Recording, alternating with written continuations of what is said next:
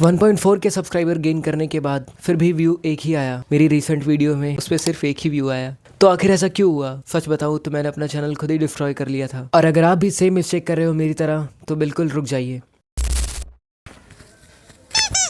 इसलिए भाई मैं इसको हाथों में पकड़ के बैठता हूँ क्योंकि मुझे पता है ये गिर जाएगा। अगर इसे मैं कॉलर पे लगाता हूँ ये कुछ खास अच्छा नहीं लगता। हर हर महादेव दोस्तों, मेरा नाम है अनूप सोनी और आज मैं आपको बताने वाला हूँ कि मेरे रिसेंटली वीडियोस पर 1 व्यू, 2 व्यू, 5 व्यू क्यों आए। 1.4 के सब्सक्राइबर होने के बाद भी मेरी वीडियोस में सिर्फ 4 और 5 व्यूज़ आए, उससे ऊपर नहीं आए। मैं अभी आपको स्क्रीनशॉट भी दिखा देता हूँ साइड में। सच बोलूँ तो ये 1.4 के सब्सक्राइबर मैंने इतनी आसानी से गेन नहीं किए थे। लगभग 60 व्लॉगिंग की वीडियोस मैंने इस पे अपलोड की थी, कंसिस्टेंसी भी थी और डेली व्लॉग अपलोड करता था। धीरे धीरे मतलब मैं यूट्यूब पर ग्रो होने लग गया था और 1.4 के सब्सक्राइबर गेन किए थे। लेकिन फिर लाइफ में रिस्पॉन्सिबिलिटी बढ़ी और फिर मैंने छोड़ दिया। मैंने इस वीडियो में सब कुछ बताया है तो आप आई बटन पर क्लिक करके सब कुछ देख सकते हैं, नहीं तो वीडियो काफी लंबी हो जाएगी दोस्तों। और डिस्क्रिप्शन में लिंक भी है तो आप वहां से जाके भी देख सकते हो। उस टाइम मेरे लिए यूट्यूब कंटिन्यू करना बहुत डिफिकल्ट हो गया था यार। सबसे बड़ी गलती जो मैंने रियलाइज की, गलती ये नहीं थी कि मैंने यूट्यूब को छोड़ दिया था, गलती ये थी कि मैं उस पर 2 साल तक इनएक्टिव हो गया था। 2 साल तक मैंने उस पर कुछ भी अपलोड नहीं किया। 1400 सब्सक्राइबर भाई गेन करने के बाद मैंने उस पर कुछ भी नहीं डाला। मतलब आप सोच सकते हो इतना ज़्यादा मेरा शेड्यूल बिजी हो गया था। मेरे ऊपर रिस्पॉन्सिबिलिटीज़ बहुत ज़्यादा आ गई थी, काम भी था, ऊपर से स्कूल का भी काम था, तो क्या करता मैं। उसके बाद थोड़ी प्रॉब्लम्स भी थी, मतलब पापा की दुकान का भी काम था, बाहर का भी काम था, और तो और अपनी पढ़ाई भी देखनी थी। तो भाई क्या क्या करता मैं। इसमें कितने सब्सक्राइबर्स मेरे गेन हुए, कितने छूटे। और कहानी लिखने वाले की कभी कहानी मिटती थोड़ी है। जो कहानी लिख सकता है वो कहानी दोबारा बना भी तो सकता है। इसीलिए मैंने दोबारा स्टार्ट किया है। मेरी दूसरी गलती जो मैंने कमबैक लेने के बाद की, भाई मेरी जितनी पुरानी वीडियोस थी मैंने सबको प्राइवेट कर दिया। तो मेरी गलती वही थी जो मैंने उसको प्राइवेट कर दिया। कुछ वीडियोस जो थी मैंने उसको डिलीट कर दिया। डिलीट इसलिए कर दिया, मैंने सोचा कि अब न्यू टॉपिक रहेगा, न्यू पब्लिक रहेगी, इसलिए मैंने पिछला जितना भी सारा डेटा था रिमूव कर दिया। अभी भी कुछ वीडियोस मेरे पास पड़ी हुई हैं, देखूंगा मैं साइड में लगा दूंगा स्क्रीन पे। मैंने जो ये गलती की थी इससे मेरा जितना भी डेटा था सब उड़ गया। वॉच टाइम मेरा था, लाइक मेरे थे, सब उड़ गए। सब्सक्राइबर्स वो तो रहेंगे ही ऑब्वियसली, क्योंकि वीडियो डिलीट करने के बाद आपके सब्सक्राइबर्स रह जाते हैं, बिकॉज वो तो अपनी जीमेल आईडी नहीं डिलीट करते हैं ना, इसीलिए।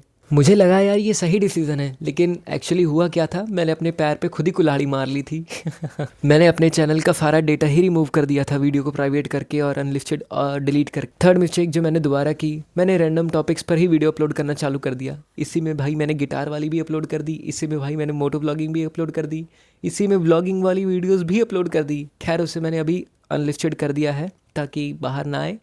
जब अब काम अच्छे से शुरू किया है तो अच्छे से शुरू करना है। तीसरी गलती, इतनी सारी करने के बाद एल्गोरिदम तो कंफ्यूज हो गया कि भाई इसको मैं गिटार वाले में भेजूं या इसको ब्लॉगिंग वाले में भेजूं या इसको मोटो राइडिंग में भेजूं। और भाई गलतियों पे गलतियां मैं करते चला गया। खैर अब मैंने डिसीजन सही लिया है। अब मैं एक ऐसा टॉपिक बना के डाल रहा हूँ ताकि एल्गोरिदम भी समझ पाए कि कैसी ऑडियंस मेरी चैनल पर आए।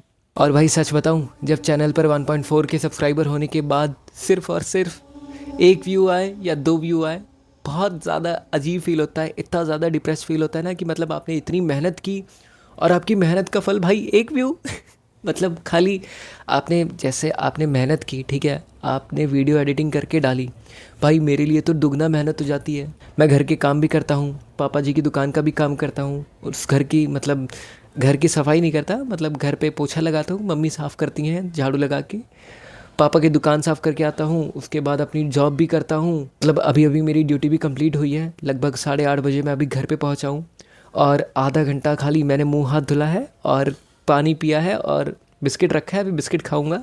मतलब खाना बन चुका है, खाना खाऊंगा, बिस्किट नहीं खाऊंगा, अब खाना खाऊंगा डायरेक्ट। उसके बाद अभी रात को एडिटिंग भी करनी है। तो भाई मेरे पास तो मान के चलो, मुझे भी नहीं पता कौन कौन से काम आ जाते हैं और इसी में अचानक से कोई भी काम आ सकता है। जैसे ड्यूटी वाला जो है वो डिज़ाइन तो बना ही रहा हूँ मैं दुकान पे बैठ करके, लेकिन उसके बाद अगर अचानक से और कोई काम पड़ गया, बाहर जाना पड़ा, कुछ सामान लाना पड़ा या घर से फ़ोन आ गया, तो भाई बहुत झमेला है। मतलब ठीक है, एक हिसाब से बिज़ी शेड्यूल भी है।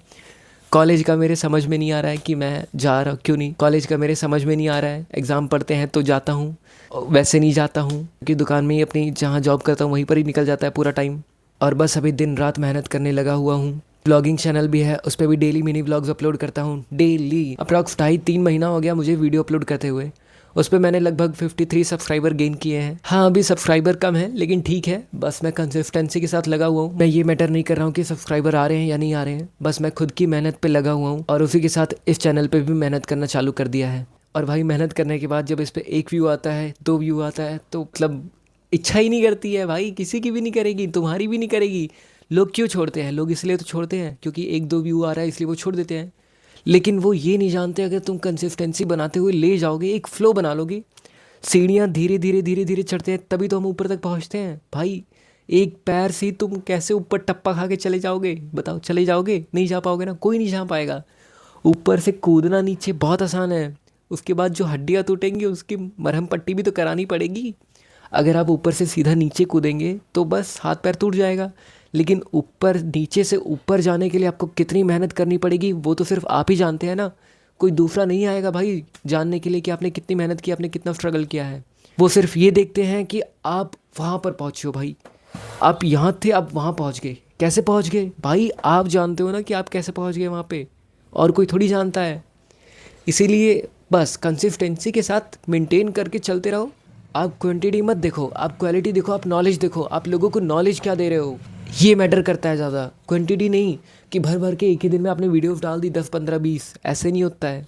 कंसिस्टेंसी के साथ एक फ्लो बना के चलोगे ना तो अल्गोरिदम आपकी वीडियो को अपने आप ही पुश करेगा। हाँ, मैं जानता हूँ मेरी वीडियोस में अभी मैंने स्टार्टिंग ही की है, 1-2 व्यूज़ आ रहे हैं, कोई दिक्कत वाली बात नहीं है। खैर वो आपको मैं समझाना खाली चाहता था कि 1-2 व्यूज़ क्यों आते हैं, कि धीरे धीरे धीरे 1-2 सीढ़ियाँ जैसे चढ़ते जाएंगे बस होते जाएगा अपना भला। यहाँ पर टर्निंग पॉइंट ये आता है कि गलती यूट्यूब की नहीं थी, गलती हमारी थी, हमारी वीडियोस अपलोड करने की गलती थी। रैंडम वीडियोस कुछ भी अपलोड करके डाल देते थे, बस ये गलती थी मेरी। और मैंने जो 2 साल तक छोड़ दिया था वो मेरी गलती थी। क्या करता भाई, अब हो गया, ठीक है। गलतियाँ एक बार होती है, 2 बार होती है, 3 बार होती है, बार बार दोहराई थोड़ी जाती है। फिर आप उसको गलती नहीं कह सकते, आप उसको जानबूझ के करना कहोगे। मतलब जानबूझ के किसी चीज़ को टीज़ किया जा रहा है, करते जाओ भाई, खुद को मज़ा आ रहा है, क्या दिक्कत है? लेकिन ऐसा नहीं है, किसी को टीज़ नहीं करना चाहिए। अगर आपसे गलती से हुआ है तो ठीक है, बार बार उसको दोहराना नहीं चाहिए। उस गलती पर ध्यान देते हुए आपको आगे थोड़ा सही बनाना चाहिए। और YouTube आपके चैनल को नहीं, आपकी कंसिस्टेंसी को रिवॉर्ड देता है। आप कंसिस्टेंसी के साथ काम करते जा रहे हो YouTube के साथ, वो आपको उस चीज़ का रिवॉर्ड देता है। Lessons for you my lovely viewers, आप मेरी तरह ये 3 गलतियाँ बिल्कुल मत करना। पहला, कंसिस्टेंसी को मत तोड़ना। 2 साल तक, मतलब इतना लॉन्ग टाइम तक कभी भी इनएक्टिव मत रहना। तीसरा, कभी भी चैनल पे अपने रैंडम वीडियोस अपलोड ही मत करना यार, बहुत नेगेटिव इम्पैक्ट पड़ता है चैनल पे। खैर पूरी मेहनत और शिद्दत के साथ मैंने कमबैक ले लिया है, क्योंकि मेरे दोस्त यूट्यूब पर सक्सेस फास्ट नहीं मिलती, पर मिलती ज़रूर है। और अगर आप भी मेरी तरह यूट्यूब पर स्ट्रगल कर रहे हो और आपके कितने सब्सक्राइबर्स हैं कमेंट में बताना, और व्यूज़ कितने आते हैं वो भी कमेंट में बताना। राधे राधे।